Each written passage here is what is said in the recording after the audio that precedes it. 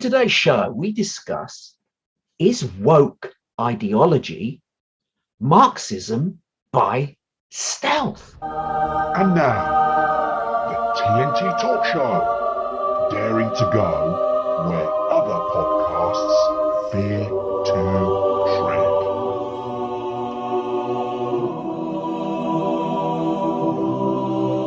Hello, I'm Tony Fasula, and I share the stage with my esteemed friend and colleague, Tayo Boya. Tayo, hello, my friend, once again. I hope you are keeping safe and well. Hi, Tony. How are you, sir? I am good, thank you. I'm very good. I'm going to say hi to our audience. Hi, audience. Are you going to say anything? Nah. I didn't think you would. Anyway, in today's topic, we discuss, is woke ideology Marxism by stealth? And this is the subject that you wanted to bring to the attention. So I'm going to hand it over to you, and you want to kick things off and what you mean by this statement. Well, I was listening to, I believe it was Jordan Peterson. It might have been Russell Brand. I'm not absolutely certain who it was. And the chap said exactly what you're saying, that woke ideology is actually Marxism by stealth. And my first thought was, what a load of, what a crock. How does that work? I mean, for the benefit of our listeners, though, do you want to clarify first off what Marxism is? Because obviously our listeners would know what wokeism is. Well, most of them should do, but maybe they're aware of Marxism but don't know how it functions. So if you can first define what Marxism is, and then we can maybe see what you think the correlation is.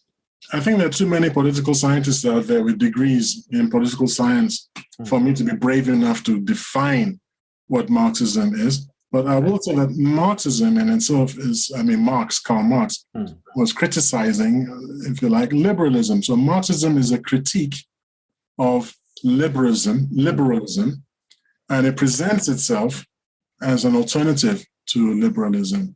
Okay. So, but you're going to have to explain that as well, because I don't know what liberalism is. Our listeners probably don't. So you could have got two things to sort of give us a summary of Marxism. And it's a critique of liberalism. So obviously Marxism doesn't like it, but what is liberalism first, and then Marxism. Fair enough. Well, first of all, it's not the Democratic Party in America, and it's probably not our liberal Democrats here in the UK. Yeah. But it is actually the founding principles of modern Western civilization. Did you know? Liberalism, yes. Because liberalism exalts or champions the freedom of the individual as much as possible. We want individuals, this is what we were taught, in school, that it's a free society. We live in a free society. Yeah. You are your freedoms. No one can tell you what to do. This is liberal ideology, that the individual has value and worth in and of himself or herself. Mm-hmm. And it's not up to the state to decide who has value and who hasn't. Of course. And you said of course, because that's how we were all brought up. That's the way we think. Yeah. That as living in a liberal society, we have a right and a freedom to think for ourselves. Okay. And to speak up for ourselves, right? So you can go up to, I suppose, you go up to Boris Johnson and say, I think you're a capital, T, and that's your right. You can't be thrown into prison. I wouldn't suggest you did that with Deng Xiaoping. No, Deng Xiaoping, no. That isn't he? What's the name of the chap there now? Zhao Jinping, or whatever his name. Xi Jinping, I think. I can never get his name. I don't know. It's something like that. Yeah. It'd be a really bad idea to go up to him, I believe.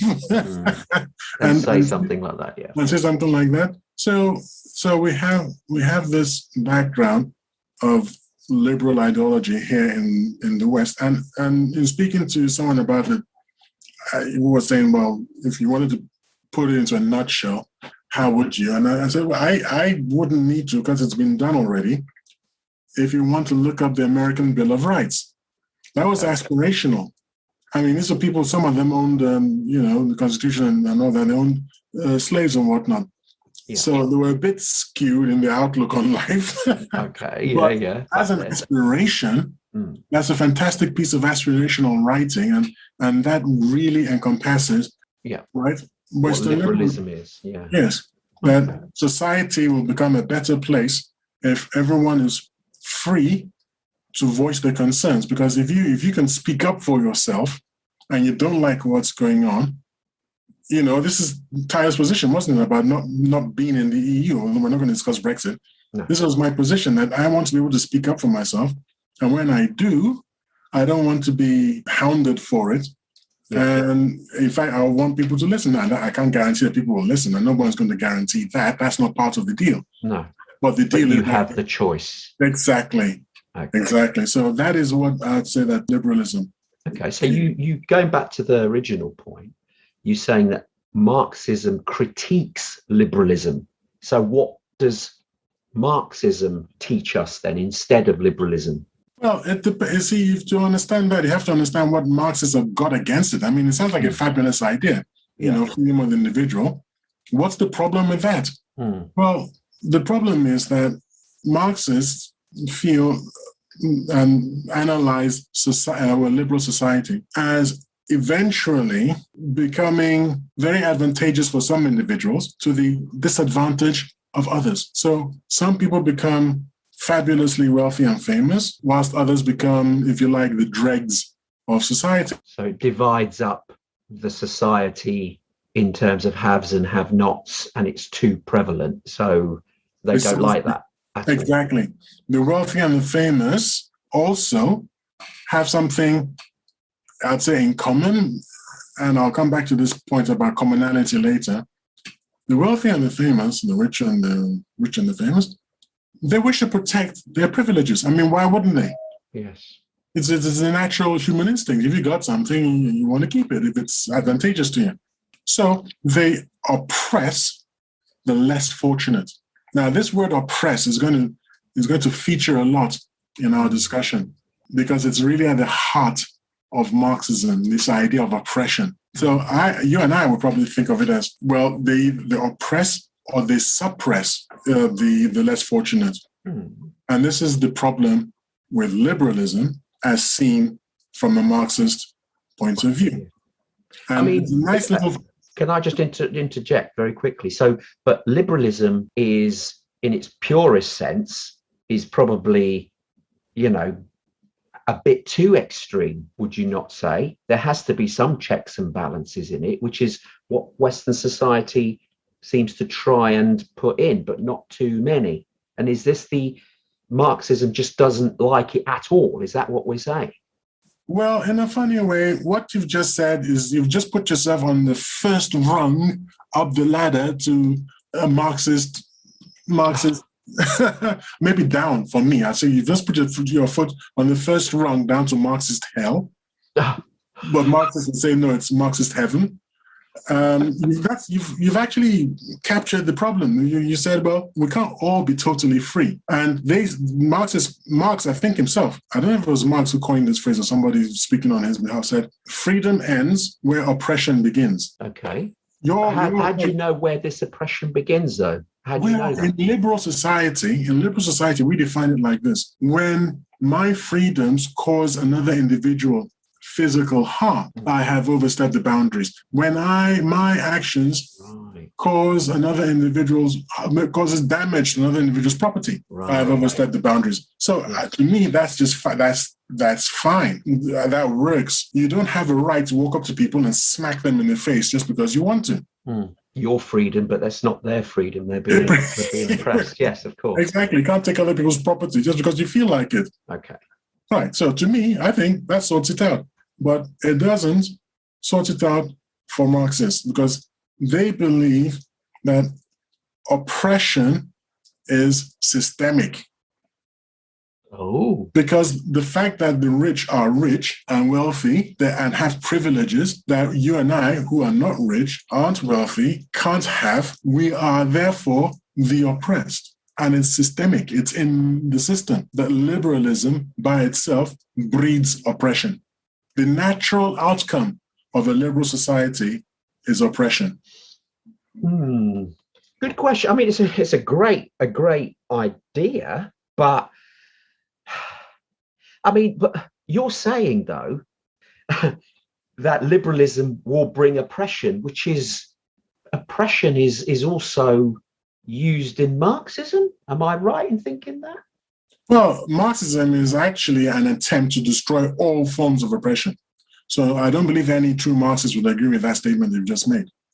The whole idea of Marxism is to get rid of any and every form of oppression. But I think you may be asking a question that I would ask a Marxist, although I know the answer, is, well, what is this oppression? You know, how do you identify the oppression? What are the objective standards of oppression? How do you know someone is oppressed? And the answer to this question, to me, is the beginning of an aha moment for maybe you and for our listeners.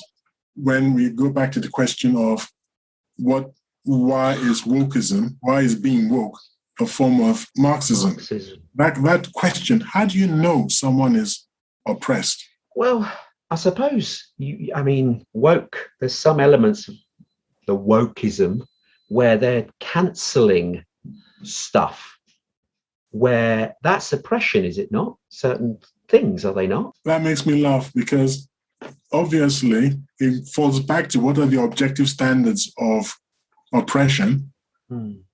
And the answer is whatever a Marxist says it is. Okay, yes. So they will not agree that they're being oppressive, and I'll explain why later on. It's not actually a bad question. That's write it down somewhere and make sure we come back to it, because that's a very good question. But funnily enough, they actually have an answer for it. Oh, okay. And we'll tie it back to what we're going to talk about, what I'm going to talk about later. So you and I would understand oppression in crude terms like this. You see a big heavyset man setting upon a smaller, weaker man. You would say that the big heavyset man is oppressing the smaller man, wouldn't you? Of course, because we've already touched on it, where you said someone can come up and smack someone in the face, right. And if someone's big and small, that's disadvantage for the small person, and that's clearly not correct. Right, and then this smaller guy whips out a gun and shoots the other guy in the leg. Okay. And you're like, well, he's defending himself. But then he tells the bigger guy, who is now under the thrall of fear of the gun, he tells him to start doing things. Now he's the oppressor. Yes. That's how you and I would see it. Yes, it switches. It can switch. One moment you can be the victim or the oppressed. The next moment you could be the oppressor. Yes, of course. We see it in terms of interactions between individuals. Yep. Which, if you don't mind my saying so, is a sensible way to see things. Yeah. Okay, so Marxists are not very sensible. They don't see things, in my opinion, they don't see things like that. They don't see things in that way. Okay. What Marxists see, because they see things in the spectra. Is that the right word? Well, spectrums is Roman, is in Latin, isn't it? So the plural would be stadium, stadia. Okay. Where was I now? Latin. Of groups, of systems. You see things, systemic. That liberalism oppresses people systemically. It's the system. It's just a mere fact that Bill Gates can own so much wealth. The other guy, Jeff Bezos. Yeah. I think. What is it? Something. It's that you see, but the question there, though, let's bring this back a moment. It's a perceived oppression by Marxists, because these people, yes, they've had the freedom in a liberal society in order to gain that wealth, and it's an individual like us are feeling oppressed, when in reality, it's not really oppression, because they're not purposely, well, some perhaps might, but they are not directly going out to oppress people, despite what Marxism seems to imply. Yes, you're correct in there is some degree of oppression in terms of liberalism, where some people are are stepping on others in order to get ahead. But those that have got nothing to do directly with us, because the world's a big place, have achieved their successes without oppressing anyone else directly. We then feel oppressed, do we? The thing is, your analysis, I mean, even I have problems with it, and I'm not a Marxist. You're talking about people who are, it's like the fable, if you like, or metaphor of the vegetarian tiger.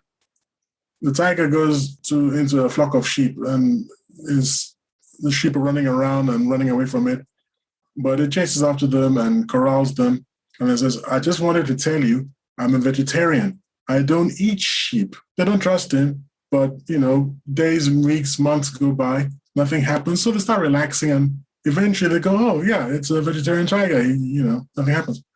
And then one day, out of the blue, it just snatches up a lamb or sheep and eats it. And all the other sheep are shocked. And they go, the heck was that? And the tiger shrugs and says, I'm a tiger. That's interesting story, but I don't see how that correlates to this. Your benign capitalists are being benign.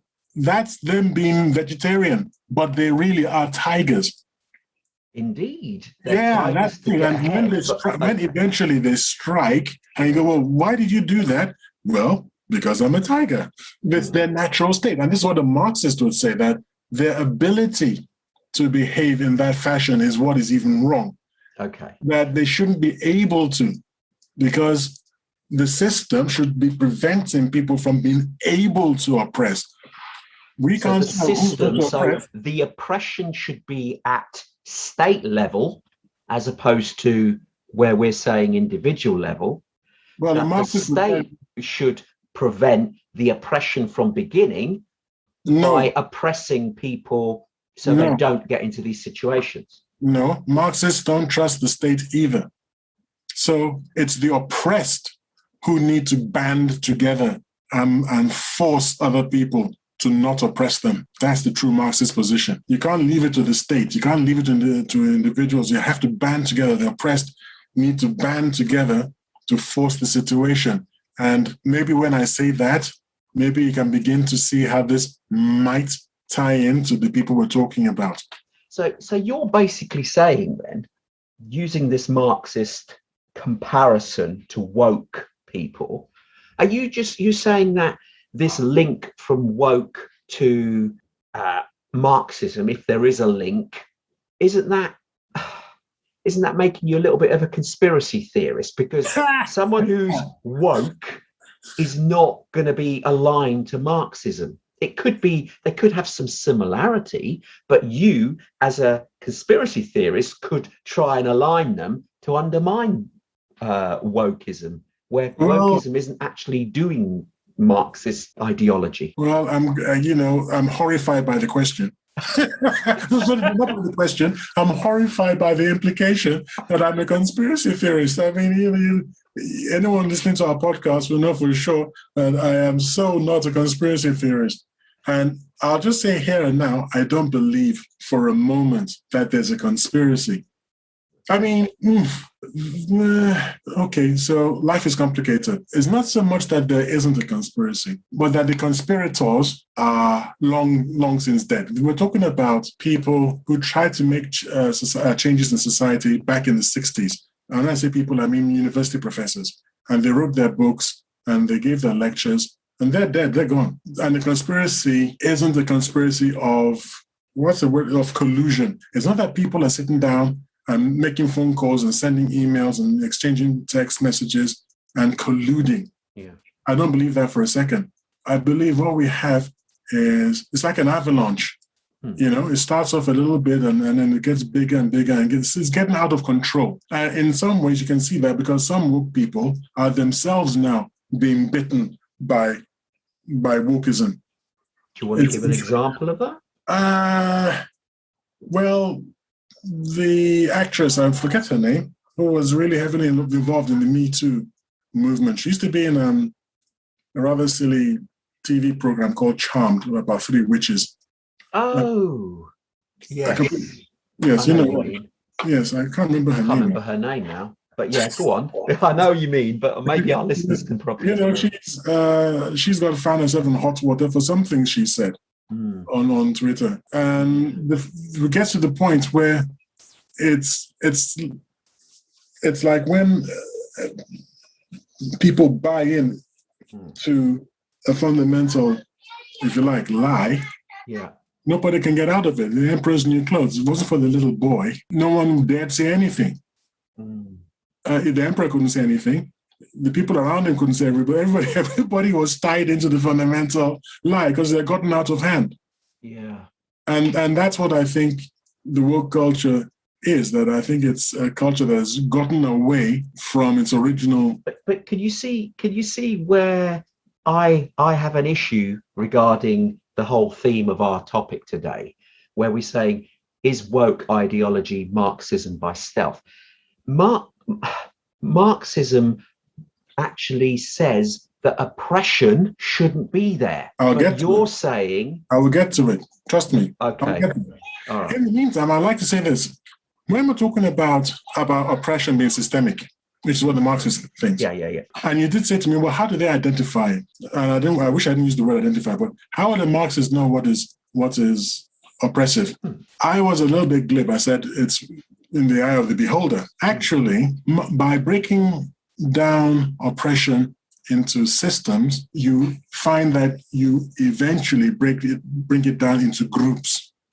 So the capitalists, the Jeff Bezoses, the Bill Gates, and people like that forms one group, right? Back in the day, when slavery was rife in America, you could break it down to slave owners and the enslaved. And by and large, you could look upon it as being a color thing, white people and black people. Or white people and minorities. And if you were thinking about it, you could go, well, with the feminist movement and fighting for their rights, what were they fighting for? They were fighting to liberate themselves from the oppression of men. So you could say, well, there's men and there's women. You see that little by little, you're talking about identities here. Yeah. And that is where Marxists are. The Marxists group people by their identities. And this is where we get the modern fixation on identity politics. Comes back to Karl Marx, because his bugbear, is it called the bugbear? That's right. His bugbear group were the property owners. That was the class that he really was fighting against. The owners of property and the owners of capital, the capitalists. So I was keep saying capitalists versus Marxists. And identities are the root, or at the root of oppression for Marxists. Okay. So there is a link, but it isn't that big a link. It's a loose link. Because it's like a neo-Marxism. It's like a neo-Marxism. It's like a neo-Marxism. But if you identify oppression, if you identify an ill in society and you want to cure society of that ill, you would ask yourself, how do the Marxists intend to go about it? And then you could begin to ask yourself, if there really is such a big difference between wokeism and Marxism. Because... Well, true Marxism, though, was more against society, where it seems like wokeism is more cultural. It's like it's going against the individual as opposed to society at large, is how we behave. Am I wrong in thinking that?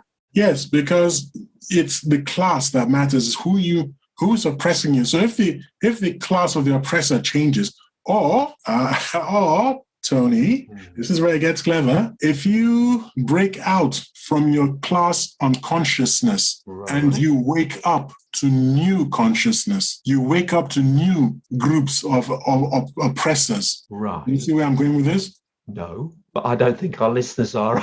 Could you clarify that? If you wake up to new oppressors, new classes of oppressors, then you are woke. You have woken up.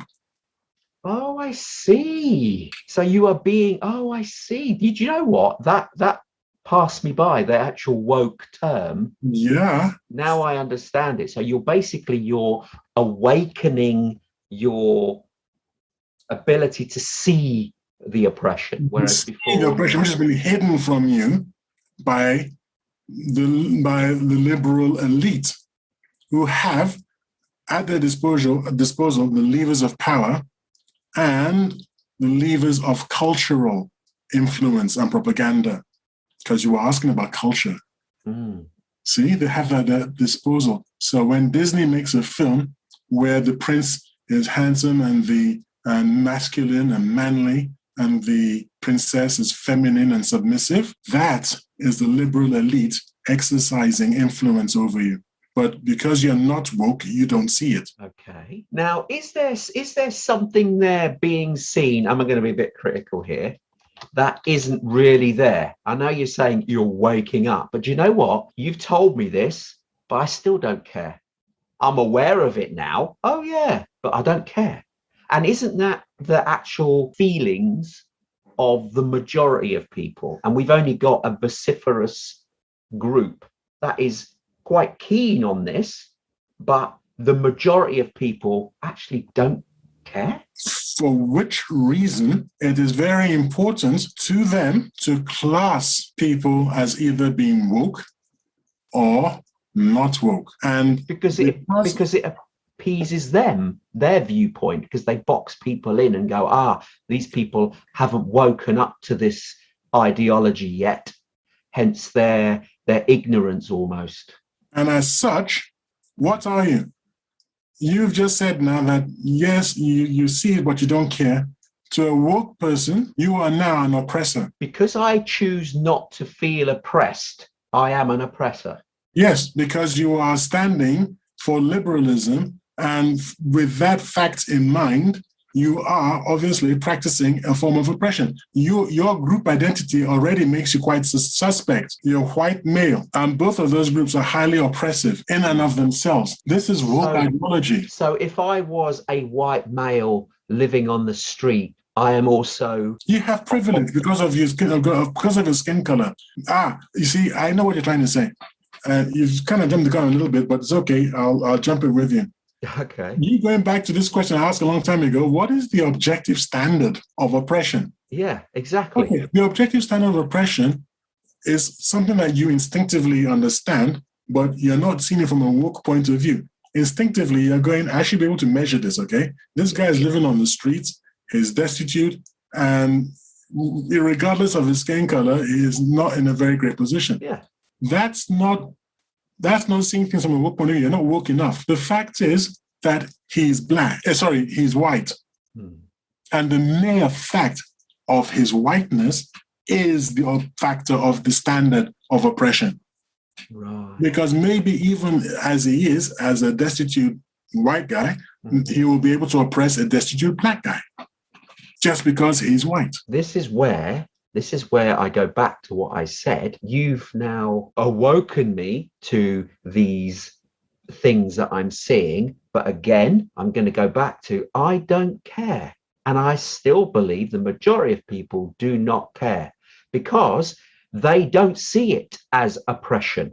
It's a word that people who are, in quotes, woke, believe that it's there. They want to see it as oppression. But the majority of people aren't seeing it as oppression at all. So, well, that's the fight. That's the fight that they have to fight. Well, and they're fighting the good fight as far as they're concerned. They're saying that being tolerant of a culture that promotes oppression is to be oppressive by passivity. By passivity, yeah. That's their get out of jail. And you should recognize this. So they have formed an attitude of being intolerant of liberal tolerance. Indeed. But they are actually slipping into the very thing they purport to stand against. They won't accept that because they are fighting to end all oppression and you're not. You are the oppressor. I know. But the fact that they are oppressing my views, so for instance, if I wanted to speak out in incident, like for instance, this cancel culture,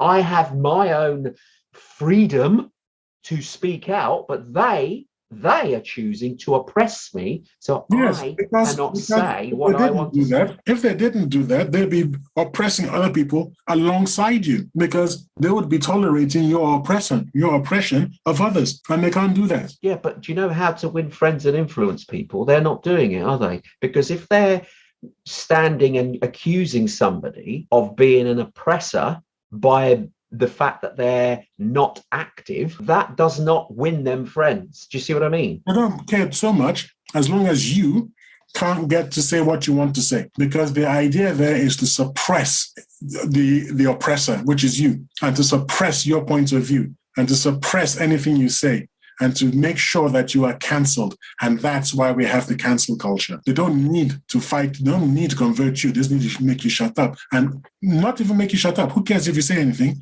No one will hear you. Yeah.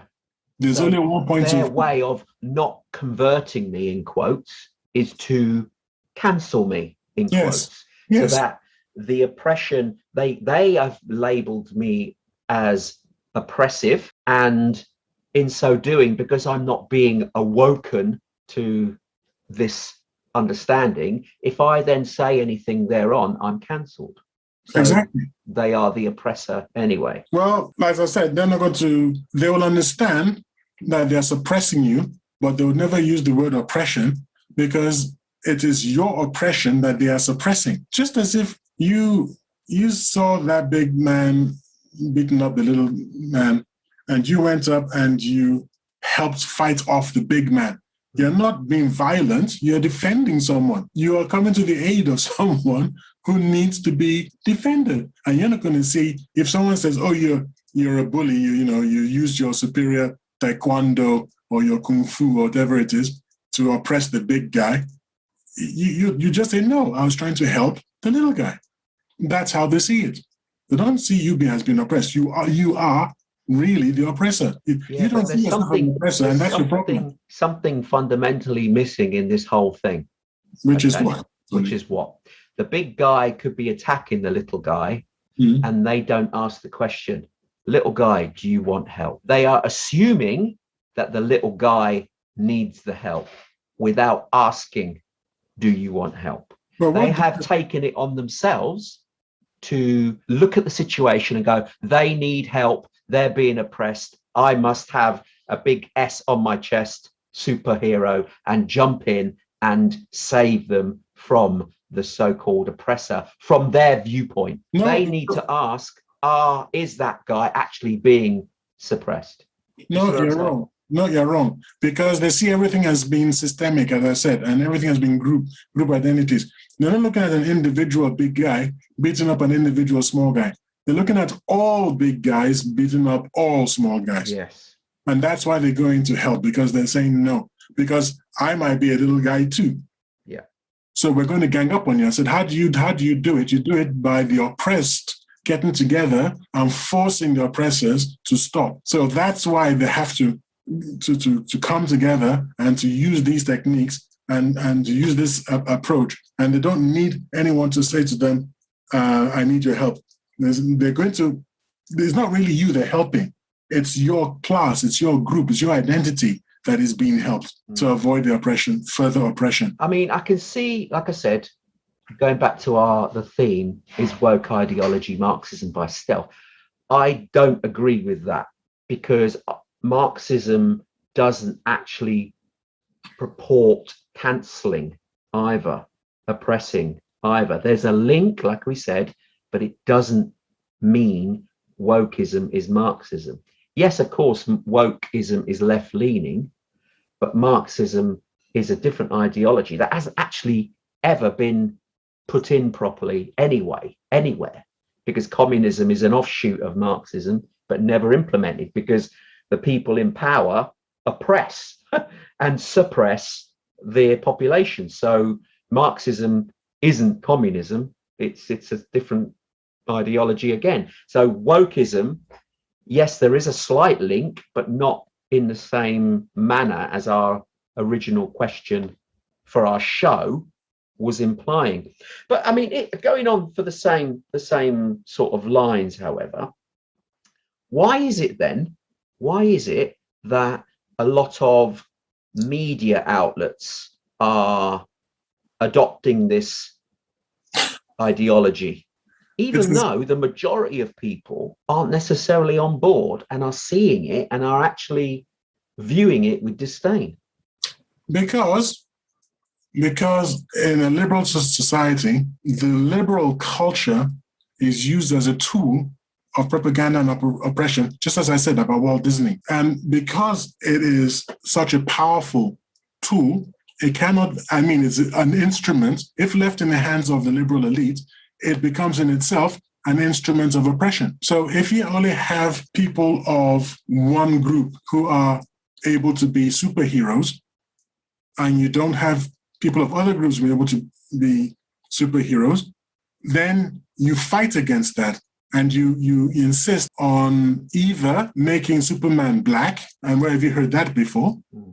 Or you want a Black Panther movie, or you want James Bond to be a woman, because you have to wrest the liberal culture, the tools of liberal culture, you have to wrest it away from the liberal elite and help the woke cause. And in the same way that Marx wanted people to wrest away the power from factory owners and own their own factories, own their own capital, it's really surprising to me that you're not seeing the link between the two ideologies. Well, I know there's a theory, isn't there, called critical theory, that this is all tied into. Is that correct? It's to do with Marxism, isn't it? Or it is. It's critical. See, traditional theories. Well, there was a Marxist, again, one of these university professors. I didn't think our audience would be bothered, so I didn't want to write down his name and tell people, because he was around in the 60s. He first distinguished between what he called traditional theory, which relies on objectivity. Yeah. And he said Marxism has failed because previous generations of Marxists were too concerned with objective outcomes. So he denounced objectivity and said that in the pursuit of higher political goals, it's perfectly okay to do away with objectivity, that the only thing that matters is the ultimate goal to which you're working, which of course is the cessation of exploitation and oppression. So where injustice, exploitation and oppression are going to be eradicated, if that's your goal, you are allowed, if not even encouraged, to throw out standards of objectivity. And he called that critical theory. And that's what critical theory is. So what's the other thing that's been bandied about recently, which is critical race theory? Well, critical race theory is just an example, an offshoot, if you like, of critical theory. It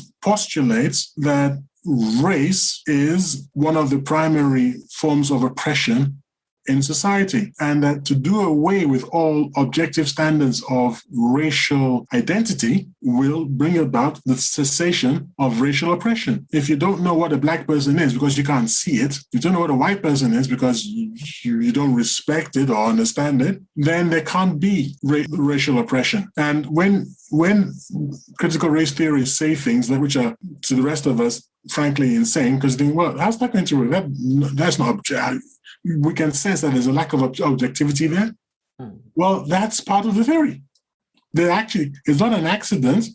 It's something that they're working towards. So any actor of any race, we've asked this question ourselves, haven't we? We have, yes. Any actor of any race can play any part. It doesn't matter. Any gender can play any part. What does it matter? Why are you trying to be so objective?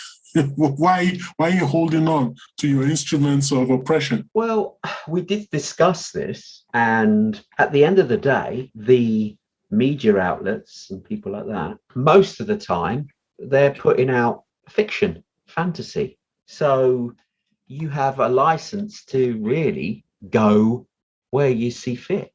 And there will be some parts of society will think, oh, no, you need to keep the narrative the same, you need to stick to the same, saying what people are used to, but that's just habits.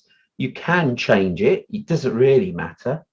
At the end of the day, sort of shrug the shoulders. If they want to change the gender of James Bond, You know, if they lose money at the box office, then that's their problem. But they can choose to do it. That's the point of the choice. But whether it still brings in the draw, ultimately they want to make money. That's their choice. So it doesn't really matter. The need to make money or make profit from a movie is actually an act of oppression. It's if not an act of oppression, it is definitely working towards supporting oppression. It is, but yes. Unfortunately, we aren't a Marxist society or a communist society, or in fact, extremely left-leaning society. We are, in essence, a moderated liberal society. For now you are, but that's what they're working towards. I know, but... well, if you know that, then you should understand that just because they haven't yet succeeded doesn't mean that they're not. Why do you think that children are being taught certain things in your classrooms? They've given up on your generation, and now they're attacking the children. Yes, they're going at the root. They're going at the root. And you can't say anything because you're being cancelled. So what do you mean by is that I still don't understand where you're getting this idea from. Look, let me walk you through through this. Okay? Mm-hmm. So we'll start with Karl Marx, all right? Yeah. The power dynamics in a liberal capitalist society necessarily means the bourgeois are the oppressors and the proletariat are the oppressed. So you've got power dynamics. Yeah. Okay? You've got, but that's at the governmental society level, not culture. Well, that was Marx's thing. Yeah. The power dynamics in society. So look, I want you to think about society, the oppressors, and the oppressed. Yeah. So liberal capitalist society, that's ours. Mm-hmm. The bourgeois are the oppressors. That's the Bill Gates and all that crowd. Yeah. And then, in fact, in certain ways, you too, and you and me, we're also bourgeois, by the way. Because we're not. There's a big group. It's we're massive. Not living on the streets, So we too are also bourgeois, and then the proletariat. Everybody else who's oppressed. Yes. Precisely. Okay, and then from there you go to more towards modern times. All right. Race now. Okay. Yeah. What's the society? White, Western. Who are the oppressors? White people. Who are the oppressed? Non-white people. Non-white. Yeah. Right. Mm. And then you come further towards modern society, all right? Yeah. You have gender. Who is the society in that? The patriarchal, right? Patriarchal society. Yeah. So men. Who are the oppressors? Men. Yeah. Who are the oppressed? Non-men. Women. Yeah. And finally, sexuality. Yeah. In a heteronormative society, who are the oppressors? Straight people. Yeah. Who are the oppressed? Non-straight people. Do you see how it's broken down exactly the same way that Marx did? And that's the point that I'm making, that when you break it down like that you identify society and then you identify who the oppressors are and who the oppressed are, you've got yourself classic Marxist outlook, Marxist theory. Right. Therefore, well, it's not quite what Marxist theory actually advocated. Because he was the bourgeois and proletariat. It's just that wokeism has gone deeper, and there were more woke. The woke people are more woke, awake, more tuned in than Karl Marx was. They would argue that if Marx was around now, he would just go, yes, I missed that. That would be the point. Wokeism doesn't as far as I'm aware, they're not focusing very much on wealth distribution. They're not. No, they are because it's already fundamental to their Marxist ideology. Well, that particular bit is the wealth distribution is part of Marxism for sure. Yeah. But the wokeism isn't. They're not focusing on that. They're focusing more on the culture and identity, which is what you've already touched on, as opposed to the wealth. They understand that wealthy people are oppressors, but they're not advocating that wealthy people give their money to non-wealthy people and balance it. Are you serious? What about that guy What the heck's his name? What about that person who wants all money taken away from all billionaires? No, he didn't. He didn't say that. Is this the guy that wants to solve the world's poverty problem? Yeah, what's his name? Oh no, he doesn't advocate that. What he says, he just says that he wants the world's billionaires to donate. No, I'm not talking about somebody who wants it donated. He thinks that the person I'm talking about says he doesn't understand why society allows people to be billionaires. And he was asked, well, how much then should people be allowed to make? Yeah. And he said the same as everybody else. No, that's Marxism. Yeah, he won't get it. Yeah, and that's what I'm talking about. That's exactly what I was talking about. Now, these, when you're saying that... He's not woke, is he? He's just a Marxist. Well, you see what I'm saying? I suppose I don't have a handwritten letter from him saying I am woke, but I certainly put it in the woke crowd because I guess, I don't know. You're doing that. You're grouping them together just because of their... But the woke movement could be separate from this guy. This guy is just focusing on the billionaires and thinks that they're... I'd need to find out. I need to get his name because I'm sure that I've said other things too that would prove that he's woke. I mean, I'm just focusing on this thing he said. I mean, people said, well, how much should they be allowed to? I found it funny because it goes back to this objective standard thing. Well, that's objective standard. I mean, let's be honest. A lot of people think that, wow, how's a billionaire become a billionaire? They do, and they think, cool, I wouldn't mind some of that. But I'm not sure. I mean, well, I suppose everybody would, to a point, think, well, it's not your money. I would like them to redistribute the cash because I'd like some. It's in a selfish view, not because they say, oh, I would like them to redistribute their wealth to the poor countries. There's a few people that would advocate that, but I dare say most people would look at someone wealthy and say, oh, I don't despise his wealth. I just want him to use his wealth in a better way. But it's easy to do that with someone else's income. Yeah, that's what the government does all the time. Yeah, exactly. So it's easy to do that. And most people would obviously say that. But if it came to the same, if this wokeism or Marxism, came down to individual levels, like the middle class, and say, right, you've all got to give up a big chunk of your wealth to the poor people, there'll be uprising, because that is not something that the Western society pretty much would agree to. And in fact, it's not even in Russia now, where they used to have communism, because they've become in turn a free society.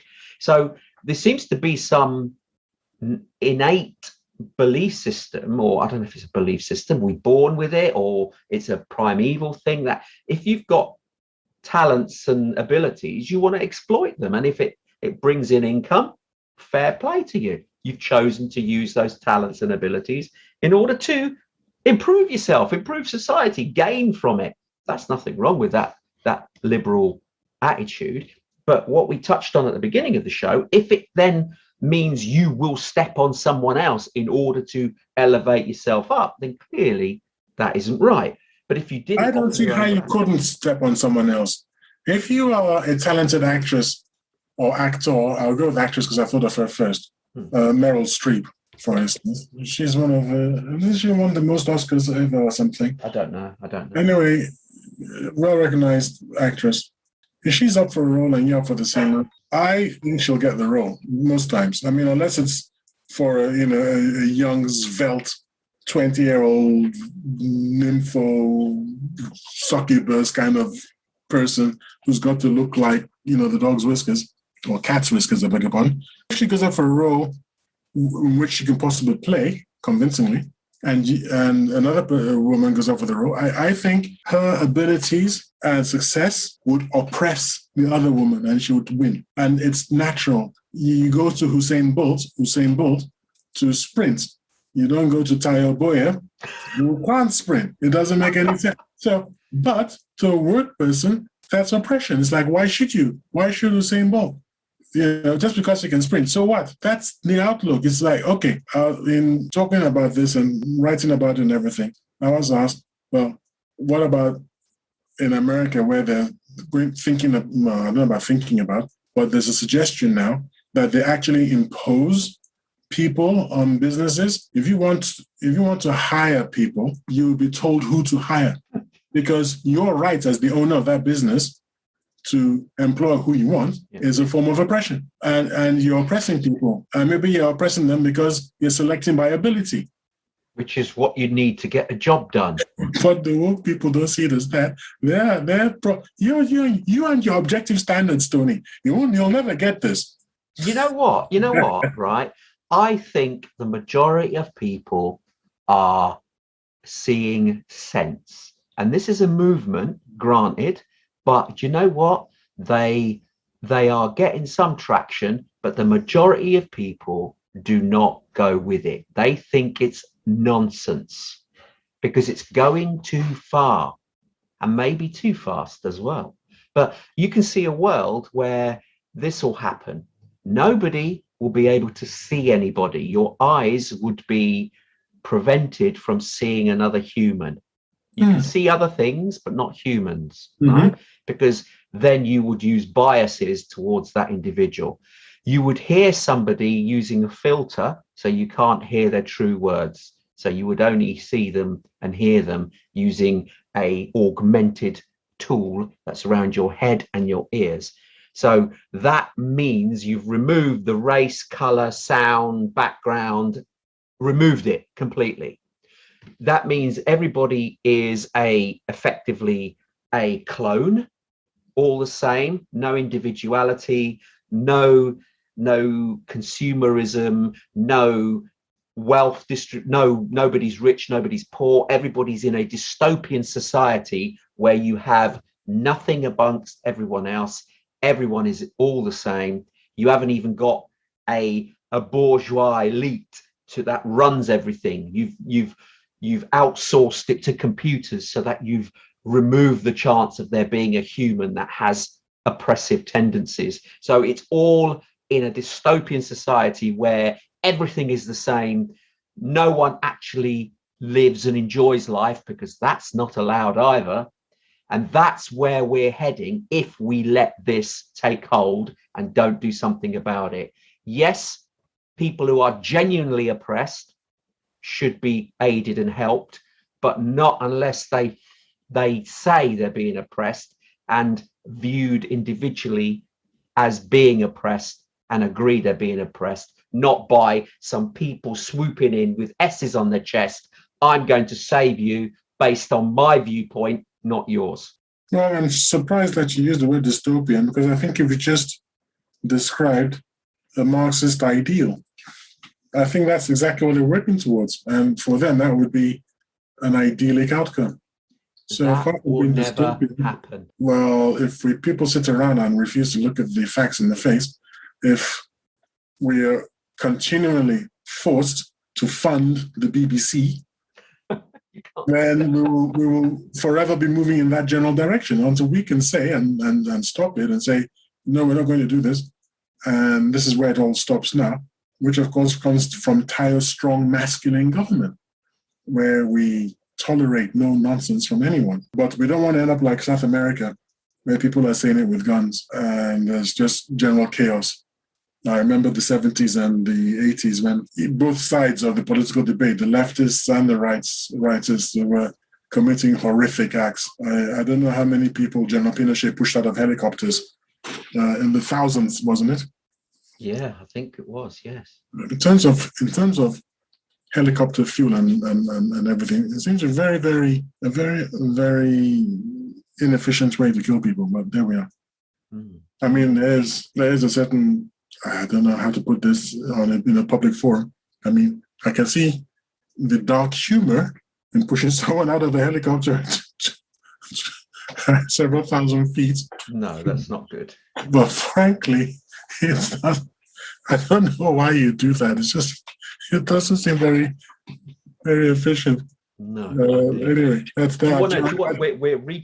We're getting close to the end of the show. Do you want a final finish point on our subject? Yeah. I think that in a society where we see giant corporations making films that we don't want to watch and they lose money and yet they keep on doing that. In a society where... That's not sustainable, though. Well, it is if your government keeps handing you money. In a society where newspapers publish things that nobody wants to read, where TV channels probably make news programs nobody wants to view, BBC defund them immediately, or cancel culture continues to be practiced. I, as you know, was looking forward to GB News. Yeah. When I was really hoping that they'd come along and they would give me an alternative to RT, Russian television, because that's what I'm forced to watch when I want to go for my real news. But they're very trite in their treatment of the news of the day. They seem to me to be concentrating more on things like where can holiday makers go to this year. It's like if that's even a news item, it should be the last. It's just not that important. You can't go to Marbella this year. Go next year. In the meantime, where can you? It's just like, what's all the fuss? It really gets my goat. Or they talk about some animal. What was the last one I saw? A hedgehog that hadn't been seen in Essex or something for 400 years. It's like, yeah, okay, that's a magazine article. That's not a proper news. I don't want to tune in for that. Not when 1,000 people are missing in Germany and Belgium. 1,000 in advanced countries like that in Central Europe are missing from the floods. Not when there's so much tension in the South China Sea, and not when NATO is carrying out exercises on Russia's borders in the Black Sea. There's so much to be worried about and be informed on than hedgehogs in Essex. I don't get it, or where people can go on holiday. But all that, putting all that aside, I mean, I just gradually stopped watching this because it was just not of any interest to me. But putting all that aside, GB News made such a fuss of being the news channel that wouldn't do the cancel culture. And then somebody bends the knee and then they cancel the person. Mm-hmm. The very first, to me, they fell at the very first hurdle. I know that people were saying, I'll never watch GB News again, if they don't get rid of this guy. But that's the whole point of standing by standing when it's time to get tough. The tough have to get going. You have to say, well, we wish you would come back to us, but we on this channel don't practice cancel culture. Yeah. The guy bent the knee, and that's his problem. If you don't want to watch his actual show again, why must you not watch the entire channel? There's some people I can't stand. If they come on TV, I switch over immediately. I don't want to listen. I don't want to hear what they have to say. But I'll go back to the channel when they're gone. You're oppressing them for not able to say what they want. So let me, because we've come to the end of the show, very close, but I want one final comment, because if we answered our question, is woke ideology Marxist by stealth, or is woke ideology neo-Marxism by stealth? What is it? I'm asking you. You're asking me? I thought we're coming to the end of the show. I know, we're getting to the end of the show. I just answer that one question. I think based on my triad of society, oppressor, and oppressed, which was a triad first mentioned by Karl Marx, I think it's Marxism. Marxism, not neo-Marxism. No. And with that final piece, we have reached the end of the show for another week.